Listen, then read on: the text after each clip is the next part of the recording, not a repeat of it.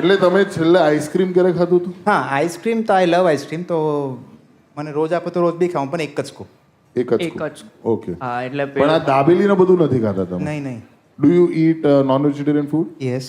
Okay, protein ત્યાંથી જ આવ્યું છે એકદમ જોરદાર. તો તમે અહીંયા સુરતના ઈંડા ખાઓ?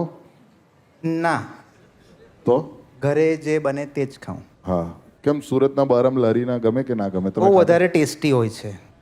એટલે બેઝિકલી હેલ્થનું બેઝિક રીઝન એ હોય કે તમે હેલ્ધી ત્યારે થાઓ જ્યારે તમે ટેસ્ટલેસ ફૂડ ખાઓ. એટલે વાસી ફુગાઈ ગયેલું. અરે ત્યાં મોણું પડી ગયું ત્યાં ટેસ્ટલેસ ફૂડમાં. હા યાર મારે ઘરે તો એમ બી ટેસ્ટલેસ જ હોય છે બધું. અચ્છા, એટલે જ ફિટ લાગો. હા કારણ કે મમ્મીને ખબર નથી ને કે ક્યારે શું નાખવાનું. એ પેલું આંધળો પાટો રમતી હોય ત્યારે ખાવાનું મને કંઈ બી નાખી દે, મીઠું, ખાંડ, મરચું, એની મન થાય તે. કોવિડ પછીથી સ્વાદ જ નહીં આવ્યો કે હું લા? ના કે હું તને કહું થાય શું, પેલું મસાલિયાનું ડબ્બું હોય ને, ખબર એક સ્ટીલનું ડબ્બું હોય જેમાં નાની નાની વાડકી હોય, તે બધા હાથ ધોયા વગર આમ પેલું આ નાખ્યું પછી આ નાખ્યું તો બધા મિક્સ થઈ ગયા છે. તો હવે એક જ મસાલો છે, હળદર ને મરચું ભેગું જે થઈ નાખો તે સ્વાદ એક જ આવે. એ ભાઈ થાય જ વચ્ચે મને ચપ્પુ વાગી ગયેલું તો મને થયું હળદર ચોપડી દઉં. જે લાઈ બળી છે.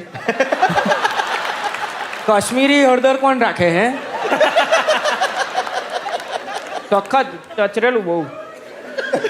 એટલે હવે હું ધાણા જીરું લગાવું છું તો શું એમાં હળદર આવે.